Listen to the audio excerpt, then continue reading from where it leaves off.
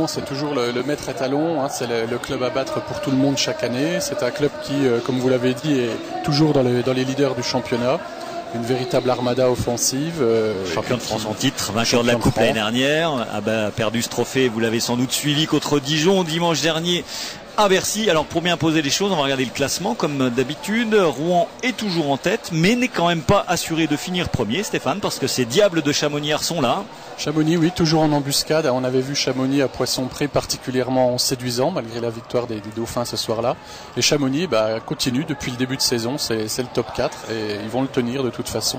Alors côté spinalien, d'un point de vue comptable, vous voyez, 9e place, 22 points, la 8e place est envisageable, la 7e un peu moins. Et puis la grande question qui se pose, c'est est-ce que c'est intéressant d'être 8 ou 9e? On a lu et puis on a entendu beaucoup de gens dire que ce serait peut-être mieux d'être 10e, parce que si Épinal passe le premier tour, Épinal ne jouerait pas contre Rouen éventuellement en quart de finale. Bon, tout ce genre de calcul très très difficile à maîtriser, donc faut jouer sans retenue tout simplement. Oui, voilà, je pense que ce soir il n'y a rien à gagner, rien à perdre. Bon, tout à gagner tout du moins, puisque l'enjeu n'est pas sur la pression n'est pas sur les Dauphins. Donc à eux de tirer le meilleur parti de cette rencontre. Et s'ils peuvent finir mieux au classement, tant mieux pour le sport. Et puis après, les adversaires se présenteront. De toute façon, il faut battre tout le monde pour aller jusqu'au bout. Donc la chasse est ouverte. Patinoire qui a fait le plein, vous avez vu avec ces premières images que nous propose notre équipe technique emmenée par Johan Lagrange. On salue tout le monde, bien évidemment du côté du car régie. C'est un match de prestige, on vous l'a dit, et on est impatient de voir ce que ça peut donner, parce que Rouen a gagné certes la Coupe d'Europe, mais depuis on a le sentiment que cette équipe a une certaine fragilité. Défaite donc en Coupe de France, auparavant il y a eu un 5-1 cinglant subi à Strasbourg, et puis ce soir il y a des absents quand même. Julien Desrosiers absent, touché lors de cette finale, et puis évidemment dans le but, Fabrice Lenry, l'emblématique gardien de l'équipe de France et des Dragons de Rouen. Donc on a vu Kilonen, le jeune remplaçant de Lenry, à 20 ans, avec ses qualités et ses défauts, manque d'expérience. Donc il y a un coup à jouer, on en est persuadé, Stéphane. Il y a un coup à jouer réellement. Tout le suspense ce soir pour Épinal sera d'arriver à percer cette défense rouennaise, comme Dijon a pu le faire en coupe, et parallèlement tenir face à l'offensive surpuissante des Dragons. Ouais, avec 3 très très grosses lignes malgré l'absence de Desrosiers. Tout de suite les Rouennais à l'attaque. Le premier lancer, ras de glace, le rebond, attention, c'est dans le petit filet. Et la pression donc tout de suite mise par le RHE, le Rouen Hockey Élite 76. Loïc Lacasse, voilà aussi un homme important évidemment ce soir. Le duel des gardiens sera à coup sûr prépondérant. En face, on vous l'a dit, il y a un gamin, Sébastien Ilonen, le fils de Petri Ilonen, qui était un des grands gardiens du championnat de France des années 90. Donc il va falloir être très très costaud dans le filet. Et Rouen qui continue de monopoliser la rondelle. La voici désormais dans la crosse de Michal Pétrac qui oriente à droite pour Yann Pleur. Pleur pour Pétrac. Oh, quelle belle action, le but! Oh, le but! 37 secondes à peine. Et l'ouverture du score sur la première offensive spinalienne. Magnifique échange. Pétrac, Yann Pleur, et Épinal mène 1-0. Les Spinaliens qui ont tiré le meilleur parti, première offensive. Ilonen pris à froid, comme vous l'avez dit, c'est un gardien inexpérimenté. Il est clair qu'il faut le mitrailler au maximum, ce que Dijon a bien su faire en Coupe de France. On sent qu'il n'est pas sûr dans ses placements. Et regardez cette magnifique passe de Yann Pleur pour Michal Pétrac. Le centre tchèque qui ouvre la marque ce soir sur une nouvelle passe. C'est Rodolphe Garnier qui faisait déjà un petit peu triste mine en arrivant. On ne peut pas dire que cette entame va le rassurer. Lui qui a besoin d'un petit peu de certitude dans ses rangs avant le début des playoffs. Voilà donc une entame parfaite pour les Spinaliens, avec Toby Lafrance qui a trouvé Chad Lacasse, qui réintègre la deuxième ligne. Ça aussi on était curieux de voir ce que ça pouvait donner, parce que Guillaume Chassard était plutôt sur la deuxième ligne ces derniers temps. Mais on sait que Guillaume est parti en voyage professionnel, donc visiblement le grand Guillaume va jouer sur le troisième bloc ce soir. Il est rentré tard, hier je crois seulement, Guillaume.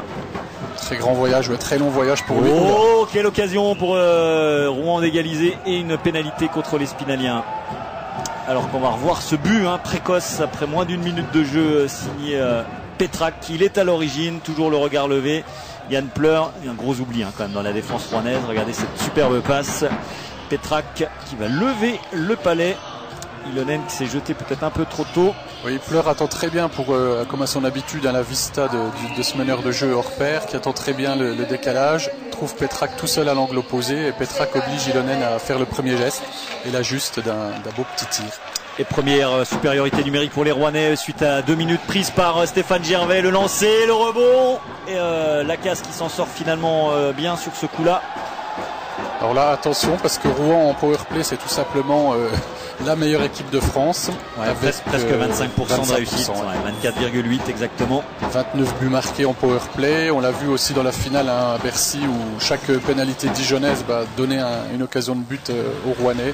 Donc vraiment, discipline très très importante ce soir. Ça sera une des clés du match avec le gardien et la défensive pour tenir face à ces assauts multipliés.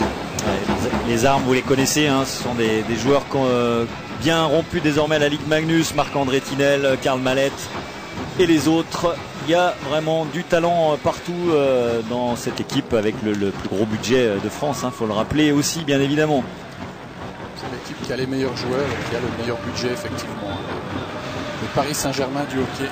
Ouais, c'est un peu ça. Niveau budget, toute proportion gardée bien sûr. Les Qataris n'ayant pas encore investi en Seine-Maritime. Ni dans le hockey d'ailleurs. Allez, le lancer qui fuit le cadre. Épinal qui va pouvoir s'en sortir pas longtemps. De nouveau l'entrée en zone des Rouennais. Karl Mallette qui envoie la rondelle de l'autre côté là-bas. Le jeu tout de suite placé. Ça tourne pas spécialement très vite, mais alors le décalage sont toujours là. La justesse de passe bien évidemment avec Verenka. Verenka de nouveau. Et Épinal qui se donne de l'air. La moitié du chemin fait dans cette infériorité numérique. Pour l'instant, il y a une frayeur sur la cage du gardien canadien de l'Image Club d'Épinal, Loïc Lacasse. L'entrée en zone toujours aussi rapide. Marc-André Tinel.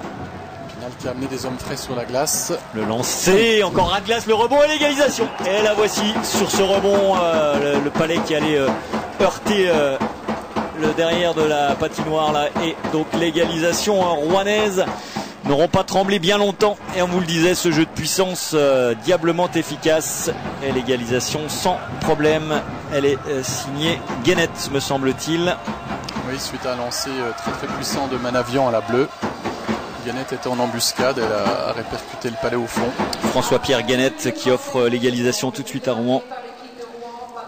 Ex-joueur de Briançon qui avait fait un très très bon début de championnat de France à Briançon, repéré par les Rouennais et recruté chez les Dragons l'année suivante. Ouais. Évidemment, quand on a le plus fort budget, on regarde déjà ce qui se passe dans le championnat et on essaye de faire venir les meilleurs joueurs des autres clubs français. Ça a été le cas aussi avec Ilpo Salmi Virta, l'ancien spinalien qui évolue sur le 3e bloc. Dégagement interdit. Et donc retour à la parité, rien de catastrophique bien évidemment. Alors qu'on revoit une nouvelle fois ce but là. Loïc Lacasse qui intervient trop tard sur ce lancer puissant de Manavian que récupère Guénette. Et le ouf de soulagement sur le visage de Guénette. Le ton est donné, on sait qu'il faudra marquer beaucoup de buts dans ce match puisque Rouen a tout de suite concrétisé sa première offensive, donc prendre le moins de pénalités possible, ça c'est primordial, et puis marquer probablement beaucoup de buts parce que Rouen va en marquer, ça c'est quasi certain. Ouais, c'est une armada offensive, il y a eu la Croix à Strasbourg, ils n'ont marqué qu'une fois. Attention à Loïc Lacasse là qui tergiverse un peu avec ce palais dans sa crosse. Et les Rouennais qui continuent la pression, de mettre la pression sur leurs hôtes du soir. Boisclair qui se battait pour essayer de récupérer Chad Lacasse. Bonne protection. A servi derrière lui Toby Lafrance. Le trio canadien donc reconstitué sur la deuxième ligne spinalienne. Mais on a nettoyé proprement dans la défense rouennaise là. De gros gabarits derrière. Rouen, c'est virevoltant devant, technique rapide et derrière de gros gabarits avec Manavian, avec Allen notamment. Ce sont des joueurs qui peuvent faire le ménage. Werenka également, le Canado-Autrichien. Évidemment des internationaux comme Manavian, comme Reich, comme Desrosiers qui n'est pas là ce soir. Il y a du beau monde dans cet alignement normand.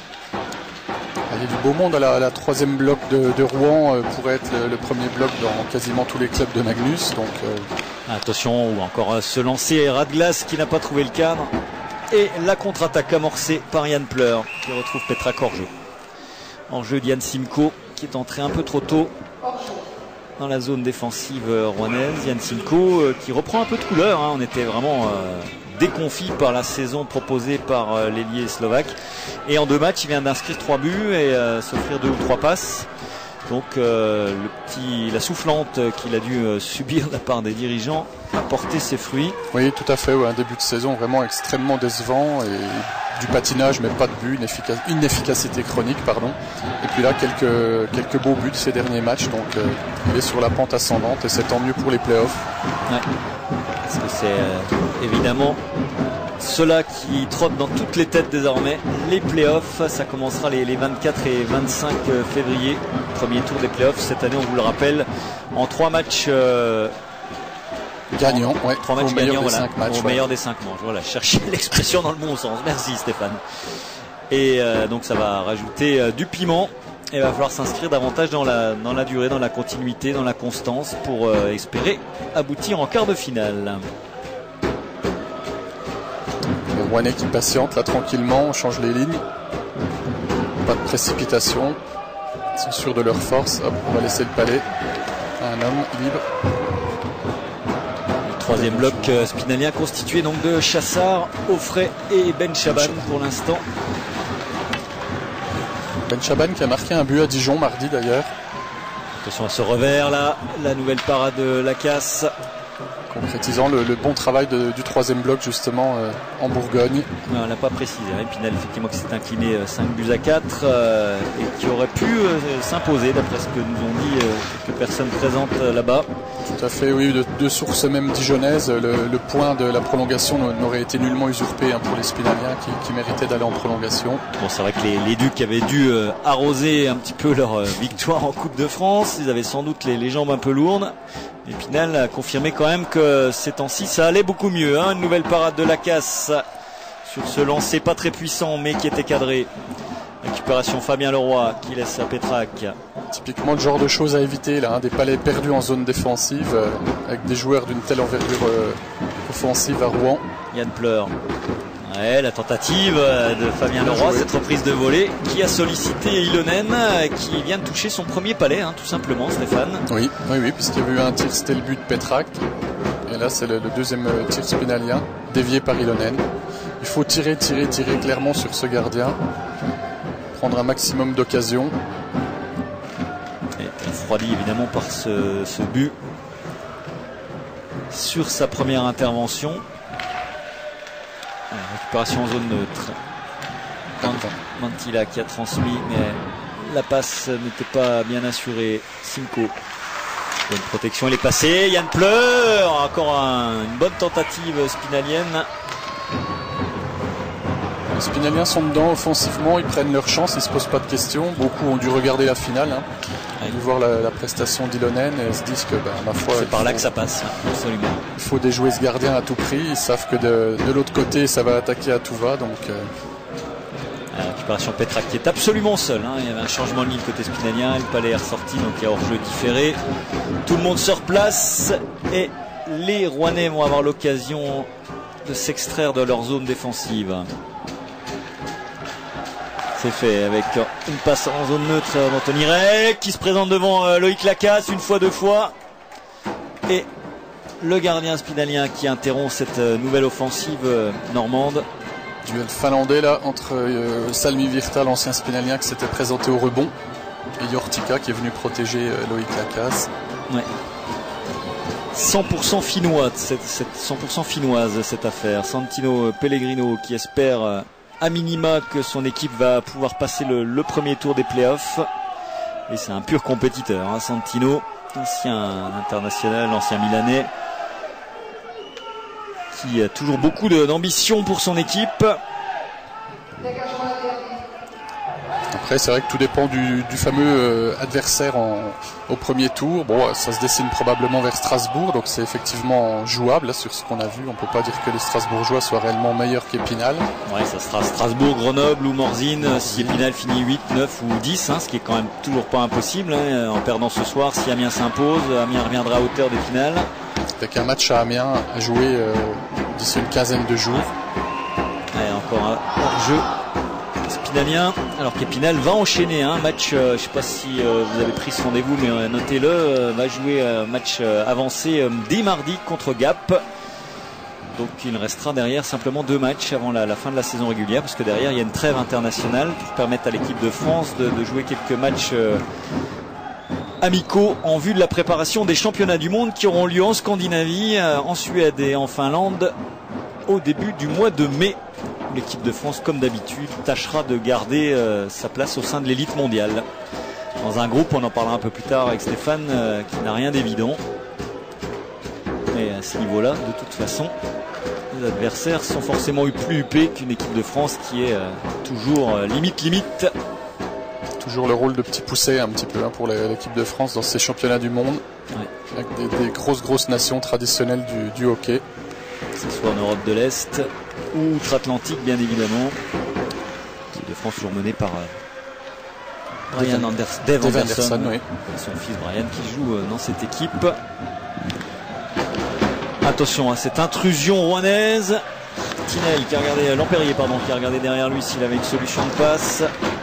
Il a essayé de conserver la rondelle. C'est fait. Fabien Leroy pour se dégager. Trouve Yann Pleur qui n'a pas pu saisir le palais de dégagement interdit. Donc on va revenir de l'autre côté de la patinoire. Et après une entame ultra rapide des deux côtés, un sentiment qu'on est un petit temps faible là, des deux côtés. Patine un peu moins. Le patinage est petit peu moins vif, effectivement. Rouen commence à imposer son empreinte sur la partie tout doucement, en monopolisant de plus en plus le palais. Il n'y a pas une domination outrageuse, loin de là, mais on sent que les Rouennais sont sûrs de leur force et commencent à imposer le tempo. Absolument. Allez, Yann Pleur, c'est cette ligne-là qu'on voit depuis le début du côté spinalien. La ligne tchéco-slovaque avec Simko et la bonne passe. Oh, le Rouen qui trouve pas le cadre. Ça a dû heurter un petit peu le haut de la barre transversale. Oui, je pense que là, poteau ou barre, effectivement, Ilonen était battu, dommage, mais bon, ça fait partie de l'équipement du gardien. On revoit ça. Voilà, on voit pas ce que ça touche, mais en tous les cas, ça n'a pas fini au fond, ça on peut vous le garantir. C'était bien joué, les Spinaliens qui continuent à ne pas se poser de questions. Dès qu'ils ont une occasion de shoot, ils prennent leur chance. Et ça finira par payer. Ouais, on a le scénario du match. Rouen va être le plus souvent dominant. Mais les Spinaliens doivent piquer en contre et solliciter ce gardien. Voilà les clés de la rencontre. Épinal doit être réaliste, efficace, assez solide défensivement. Pour contenir les assauts comme celui-ci, mené par l'armada rouennaise, Marc-André Tinel qui a changé l'orientation du jeu. Ce qui a très bien su faire Dijon. Le plan de match avait été respecté complètement par les hommes de Tolvanen, coach dijonnais qui fait un énorme bien à Dijon. Métamorphose complète. Simco, le petit revers, est tenté de retrouver Petra Coupler, mais ça n'a pas fonctionné. Fabien Leroy, faut pas se tromper Fabien. Finalement, il a trouvé Yann Pleur en zone neutre. Et on va changer de ligne des deux côtés. D'où ce petit temps mort, entre guillemets. Stéphane Gervais va attendre que tout le monde se mette en place et offrir le palais à Toby La France, le petit centre canadien. Gervais comme tentative, mais attention au contre. Yortika qui est obligé de défendre là pour protéger les siens. Et Loïc Lacasse qui interrompt. Donc sur cet alignement-là, on a un quatuor canadien. Gervais plus les 3 de devant, accompagné par Yortika. Oui. En face, c'était Salmi Virta qui menait le contre côté rouennais, toujours surveillé par Yortika. Et ça a l'air de toucher le haut de la barre, effectivement, sur ce ralenti qu'on nous propose. Chad Lacasse. Un peu un mystère, Chad Lacasse. Il a eu une période initiale difficile, il s'est bien repris, il a eu de nouveau un trou. Bon, c'est un buteur, on le sait, quand l'équipe va mal, il va mal aussi. C'est pas lui qui va de lui que va jaillir forcément la solution. L'an dernier, un petit peu une saison équivalente à Rivière-du-Loup au Canada, saison régulière moyenne pour Chad Lacasse, et puis qui s'était complètement révélé en play-off. Donc c'est tout le mal qu'on lui souhaite. On désespère pas. Paré, Jean-Philippe Paré. Et Lacasse qui prend le palais au bon, parce qu'il rebondissait sur la glace. Bonne intervention là, Il y avait danger à nouveau avec 2 dragons en embuscade. Vous avez vu Anthony Reck, international également. International français. Un petit manque Janil également ce soir, défenseur rouennais, qui a joué à Caen quelques saisons. Formé à Caen. Et qui est blessé également. Côté spinalien, on n'a pas signalé quand même les absences toujours de Peter Slovak, blessé depuis un bon mois maintenant, et puis Erwan Agostini qui se plaint toujours des adducteurs, et Guillaume Papelier qui est sur la feuille de match, mais qui ne devrait pas jouer. Qui a toujours l'épaule douloureuse. Il s'est échauffé tout à l'heure quand même, Guillaume, mais bon, c'est vrai que ça serait peu probable qu'il monte sur la glace. Ouais, ça dépendra des circonstances du match. Si d'aventure il y a des pénalités pour les défenseurs ou des blessures, ce qu'on ne souhaite pas, bien évidemment. Une reprise de volée d'un footballeur, de Damien Guillaume. Et Yannick Offray qui tente de mettre un peu d'ordre dans tout cela. On va s'appuyer sur Scarlato peut-être, non? C'était important de sortir ce palais là parce que Rouen commençait à imposer un pressing de plus en plus pesant. Et la 3e ligne spinalienne a réussi à sortir ce palais, temporiser, pour pouvoir faire rentrer ce premier bloc. Yann Pleur qui met dans le fond là-bas pour travailler. Ilonen qui a manqué, je pense qu'il voulait capter avec la mitaine, mais il a manqué le palais. Pas serein. Très, très jeune, on le rappelle, 20 ans, Sébastien Ilonen. Sans doute promis un bel avenir, mais on ne remplace pas un garçon de l'expérience de Fabrice Lenry comme ça du jour au lendemain. Fabrice Lenry qui devrait revenir rapidement maintenant d'ailleurs. Oui, probablement il sera là de toute façon pour les playoffs. Donc là, Rouen, on va retrouver son gardien titulaire. Équipe de France probablement aussi, à moins que Christophe Aluette soit présent encore cette saison, ce qui est fort probable. Alors, bonne tentative, Ilonen, une fois, 2 fois. Qui pousse, ouais, bon dribble, le but. C'est le but de Nico Mantila, le Finlandais, fan de shoot et un petit revers levé, magnifique travail d'un défenseur, mais c'est vraiment du bel ouvrage, de la belle ouvrage façon attaquant, Stéphane, et ça fait 2-1. Très bonne phase collective là des Spinaliens. Regardez cette fin de shoot, hop, et le petit revers. Au-dessus encore une fois d'Ilonen, et superbe but de Nico Mantila. Ça fait 2-1 pour Épinal, qui l'eût cru. Ilonen encore une fois qui se met sur la glace très rapidement, tout de suite en papillon. Il a pris beaucoup de buts comme ça contre Dijon, donc c'est clair qu'il faut arriver à lever les palais. Ce gardien se met très souvent les jambières sur la glace. Il pose trop vite le premier geste, ce qui offre trop de possibilités aux attaques d'en face. En tous les cas, Épinal reprend l'avantage à l'issue d'une période où ils s'étaient montrés menaçants, les Spinaliens. Et les Spinaliens en ont bien profité sur les 2 buts en levant 2 fois le palais. Et ça a fait mouche 2 fois. La 3e, c'est la barre transversale qui a sauvé Ilonen. La vidéo de la finale a dû tourner côté Spinalien. Attention à cette tentative rouennaise qui passe à côté. Action probable des Dragons. Là. Ouais, on avait vu vraiment qu'ils avaient été piqués au vif dès l'entame de match après l'ouverture du score. Et là, ça pousse. Maintenant, il va falloir alterner les phases de jeu. Après l'euphorie offensive, savoir se replier, se concentrer à nouveau sur les phases défensives. Attention à Loïc Lacasse, là, pas de bêtises, il s'en sort bien, un peu de réussite avec la crosse. Bon échange là avec Maxime Boisclair, ouais, pour Toby Lafrance, qui n'a pas pu s'emmener correctement. La pénalité est appelée, donc il y aura une pénalité contre un Rouennais. Épinal va jouer en supériorité numérique et Épinal pour l'instant est dans le coup. Vous le voyez au score 2-1. Et dans le jeu, le plan de jeu, je pense, de Santino Pellegrino est parfaitement appliqué. À savoir, on l'a dit, il n'y aura pas 200 possibilités ce soir, mais il faut les jouer toutes à fond contre un gardien qui est à coup sûr le point faible de l'équipe. Clairement ce soir, là, c'est complètement différent du jeu de Fabrice Lenry. Il n'a pas la même expérience, c'est clair. Il faut absolument que lui monte en puissance. Et là, la tâche n'est pas facile pour lui en ce moment. Allez. Premier power play spinalien de la soirée après cette prison, ces 2 minutes qu'a pris Yimi Santala. Avec peut-être là aussi un rôle à jouer. Et le rebond laissé, le 3e but. Quelle erreur une nouvelle fois du gardien rouennais qui laisse filer le palais. Et c'est Michel Pétrac qui en profite pour pousser le palais dans le but vide. Il n'est pas bien du tout, Ilonen. Oui. au moment où j'allais vous dire que c'était le seul point faible de Rouen, à l'infériorité numérique, puisqu'ils ont 79% de réussite. La 13e équipe de la Ligue Magnus, donc avant-dernière équipe en infériorité. Ah, quel vilain rebond là, laissé par Ilonen qui est clairement mouillé sur cette tentative. C'est vrai que c'est bien mené par les Spinaliens, il n'y a rien à dire, mais il ne doit pas laisser ce rebond là, surtout à cet endroit-là. Le petit rebond, hop, Pétrac en embuscade. Et Michel Pétrac, un doublé en 24 minutes ici. 3-1 pour les Dauphins. Temps mort côté rouennais, j'ai l'impression. Plus à la table de marque où ça discute. Non, il n'y a pas de temps mort. Rodolphe Garnier est muet comme une carpe sur son banc.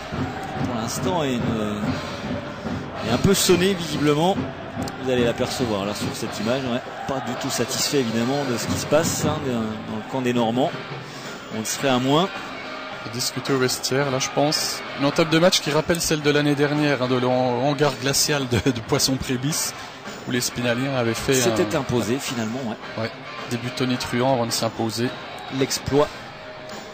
Avec un maître but de Guillaume Chassard sur Fabrice Lenry. Alors Manavian est encore en prison, parce que vous l'avez vu après le but, il y a eu quelques échauffourées.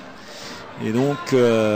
Manavian a écopé de 2 minutes. La question c'est est-ce qu'un Spinalien va également se retrouver en prison? C'est ce qu'on est en train d'expliquer. Un match, on ne l'a pas précisé encore, arbitré par monsieur Coleoni. Allez, non, c'est effectivement une supériorité pour les Spinaliens à venir. Donc possibilité, pourquoi pas, de prendre 3 buts d'avance. On revoit ce lancer de Gervais, cette mauvaise intervention d'Ilonen et Pétrac qui lève encore le palais. Et voilà, la brutalité inutile de Manavian après le but de Pétrac. Manavian, il est dans le dos, regardez, ouais, bien sûr. Il matraque Pétrac. Joueur très souvent indiscipliné, il a pris un 2+10 dans la finale contre Dijon, une pénalité de frustration qui a coûté quand même cher aux Rouennais, parce qu'ils s'étaient privés d'un élément clé de leur défense. 15 minutes de temps de jeu réel et 3-1. Attention Rouennais quand même qui contre malgré leur infériorité numérique. Allez, une bonne possibilité là, 3 contre 2 qui se dessine pour l'Image Club d'Épinal, 4 contre 3 même éventuellement. Boisclair, c'est bien joué. Là-bas. Oh, quelle action, quel superbe jeu à 3, encore une occasion énormissime. Et le contre, le break qui va s'offrir à Jean-Philippe Paré face à Lacasse qui laisse derrière lui. Et l'intervention de Lacasse. Oh là là, il se passe beaucoup de choses là sur la glace de Poisson-Pré. On a failli passer de 4-1 à 3-2 en quelques secondes. C'est la magie du hockey, bien évidemment. Il y a du spectacle là sur la glace, indiscutablement. Les Spinaliens qui jouent très bien en supériorité numérique. Les décalages sont là, la vivacité aussi. Un contraste criant avec le match de Neuilly. Et tant mieux pour le spectacle, et tant mieux pour Épinal. Ils y sont, c'est sûr. Là, les Dauphins, ils ont envie de montrer qu'ils auront peut-être quelque chose à faire lors de ces playoffs. Une crosse haute qui va valoir 2 minutes. Engagement, non, je pense en zone neutre, il n'y avait pas de Rouennais autour, donc pas de jeu dangereux de la part de Pleur. On va juste réengager en zone neutre la mise au jeu avec Michel Pétrac. Elle est récupérée par les Spinaliens. Yann Pleur qui envoie dans le fond là-bas pour faire travailler Yann Simcoe qui sera un peu court. Opération Pleur. De gauche. Cette fois le palais va sortir jusqu'à Loïc Lacasse. Pas de changement de ligne ni d'un côté ni de l'autre. Vraiment un premier tiers-temps haletant avec des buts, des occasions. Allez, le jeu installé tout de suite avec Yann Pleur, cette longue passe de Stéphane Gervais. Gervais qui reprend un lancer encore, Ilonen qui laisse encore filer. Il faut matraquer ce gardien, c'est sûr. Il n'est pas du tout dans son assiette. Non, là il a été sauvé à 2 reprises en plus par le cadre. Imaginez les deux là au fond, 5-1, le match est quasi plié, quoi qu'avec Rouen on ne sait jamais, il faut toujours se méfier de la puissance offensive des Dragons. Mais Épinal qui prend vraiment crânement sa chance. Et fin de pénalité. Épinal n'a pas pu rajouter une 4e couche, mais a failli se faire punir. Faut quand même s'en souvenir aussi sur un mauvais repli défensif et un break offert à Jean-Philippe Paré, le petit attaquant canadien des Dragons rouennais. C'est reparti justement avec Paré. Le regard levé, il a cherché la déviation devant le but. Chad Lacasse qui se dégage. Il a pris l'arrondi. Boisclair, passe longue vers Chad Lacasse de nouveau. Et bon repli normand cette fois. Allen à la relance, qui lui aussi envoie dans le fond, décidément, pour son compatriote Salmi Virta. Ouais, ça fonctionne puisque les Rouennais vont récupérer le palais. derrière le filet de Lacasse. Ça c'est fait. Et ça ressort. Il va falloir que tout le monde ressorte du côté rouennais avec des mêmes Guillaume là, un peu seul. La rondelle sur le flanc droit désormais. Bonne défense, Toby Lafrance qui est venu chipper avec son petit gabarit le puck. Bonne défense de Scarlato, effectivement, qui a bien tenu son homme. Et hop, la France a récupéré le palais derrière, en couverture. La France qui se bat, mais qui est bien isolée là. Elle est récupérée par Santala. On attend le changement de ligne du côté normand. Des Normands qui sont malmenés, 3-1. Quelques fantômes qui doivent ressurgir là. La claque subie notamment à Strasbourg, pas loin d'ici. Loïc Lacasse qui a envoyé le palais dans le public. Et 2 minutes probable. Ouais, c'est volontaire. On espère que ça va dans la tribune. Ouais, c'est ce petit garçon là qui a failli le prendre pleine figure. Ça a l'air d'aller, heureusement. On est toujours inquiet parce qu'un palais ça fait très mal. Quand on voit ce genre d'image, mais ça a l'air d'aller.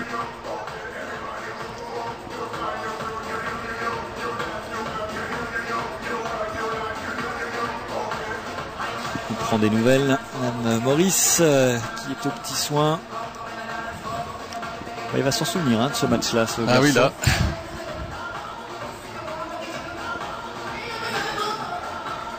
Pénalité du coup en fin de période. Très importante. Pour les Spinaliens, il faut absolument arriver à la tenir. C'est la deuxième et on se souvient que sur la première, les Rouennais avaient été parvenus à égaliser.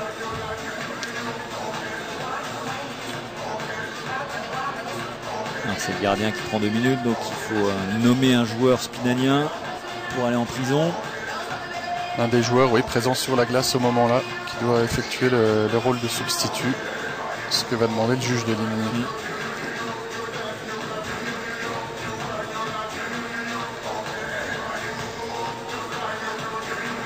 Alors qui s'y colle? Yann Simcoe, le Simcoe. Ouais. Vous allez le voir traverser la patinoire là, pour aller sur le banc de la prison. Non, il n'y arrive pas, mais on garantit que c'est lui. Allez, la mise au jeu. À peine 2 minutes à jouer. Pinal mène 3-1, mais va jouer en infériorité numérique jusqu'à la fin de cette période, sauf s'il y a un but rouennais avant cela, bien évidemment. Les tournants du match là, parce que le score est à 3-1. Cette pénalité juste avant la fin de première partie. Regagner le vestiaire avec 2 buts d'avance ou 1, c'est pas la même chose, c'est une évidence, une palissade de le dire. Allez, pourquoi pas un contre qui s'amorçait là pour les Spinaliens. Il faut se replacer maintenant. C'est un petit peu court, ouais, pour chipper le palais. Les Rouennais qui mettent un petit peu de temps à rentrer en zone, c'est fait maintenant. Fabien Leroy qui va peut-être pouvoir dégager, ouais. C'est bien, plus de 30 secondes déjà qui sont passées sans heure ni frayeur. Rouen qui a du mal à s'installer en zone offensive, ça c'est inhabituel par contre. Ouais, Marc-André Tinel qui va tout droit, un regard levé, toujours la facilité technique de ce joueur-là. Armada, là, le premier bloc rouennais qui est sur la glace. Tinel toujours, Tinel qui cherche la déviation devant Lacasse qui a dévié avec la jambière. Manavian qui sollicite Lacasse sans laisser de rebond Loïc Lacasse. Bon, dans notre analyse de ce premier tiers, il y aura ce fameux duel de gardiens qui clairement pour l'instant tourne à l'avantage de Lacasse qui a été beaucoup plus sollicité que Kilonen oui. Et qui n'a pris qu'un but alors qu'en face un pris 3 et a été sauvé 2 fois par Sabar. Bien qui va encore s'en sortir, le palais est extrait de la zone défensive. Maxime Boisclair. Grosse mise en échec, il y aura pénalité malheureusement. Et ça peut peser lourd. Parce qu'il y aura une double supériorité à jouer. C'est bizarre que les Rouennais ne donnent pas le palais. Oui, pour avoir un maximum de temps à 5 contre 3. Et ils auront 27 secondes. Alors 20 secondes dans ce tiers-temps, mais peut-être un peu plus s'ils ne marquent pas. Et Manavian là qui vient chambrer un peu Boisclair en lui disant t'es sûr que t'as pas fait faute. Petite provoque de Manavian, ouais. Un habitué de ce genre d'embrouille. Toujours dans les coups fourrés. International français, Antonin Manavian. Oui. Il était passé par Angers avant. C'était l'un des ennemis des Rouennais. Il a changé de camp à l'intersaison. Ennemi d'hier, ami d'aujourd'hui. Allez, 20 secondes à jouer dans ce premier tiers-temps. Épinal en double infériorité numérique. Là, pas besoin de vous faire de dessin. Il faut résister. Le lancer tout de suite. La casse qui peut capter la rondelle qui avait été freinée devant lui. Bien protégé. Le roi Mantilla en défensive. 9 secondes, gagner la mise au jeu et envoyer le palais le plus loin possible, c'est l'objectif pour les Spinaliens. Petit coup de sifflet, Mademoiselle Boniface qui demande que la mise au jeu soit refaite. Michel Pétrac face. Et les Rouennais qui s'en sortent. Manavian qui prend le lancer puissant mais hors cadre. 4 secondes. Ça va être difficile, hein. Bon, cette entame de deuxième période également. Ah oui, ça va être crucial, hein, deuxième période. Ça va être long. Il y aura quelques secondes peut-être à 5 contre 3 et surtout une bonne minute 30 à 5 contre 4. Attention de ne pas le prendre quand même sur les 3 secondes qui restent. Ça passe au-dessus encore. C'est terminé. Épinal regagne le vestiaire avec un avantage assez net de 2 buts, 3 buts à 1. Alors, les enseignements, Stéphane, on voulait voir où en étaient les Spinaliens, on le sait partiellement, ils sont dans le coup, ça c'est sûr. On sent qu'il y a quelque chose à faire ce soir contre Rouen, mais gare, hein, vous l'avez dit, il y a tellement de matériel offensif en face que les renversements de situation peuvent aller très très vite. Très vite, oui. C'est le scénario attendu, hein, jusqu'à maintenant. On savait que Rouen serait friable en défensif par son jeune gardien, on l'a dit. Ça s'est confirmé, il n'a pas fait de grands arrêts, il a pris 3 buts, 2 fois sauvé par son cadre. Épinal qui a bien joué sa chance. Par contre, on s'attendait aussi à une grosse offensive rouennaise. Pour l'instant, Rouen n'a trouvé qu'une fois le chemin des filets. Mais il faudra rester très très vigilant parce que la maîtrise du jeu reste quand même du côté des Normands. Ouais, un petit jingle et on va vivre ce deuxième tiers dont le début promet d'être délicat pour des Spinaliens qui sont pénalisés par ces prisons à répétition. À tout de suite.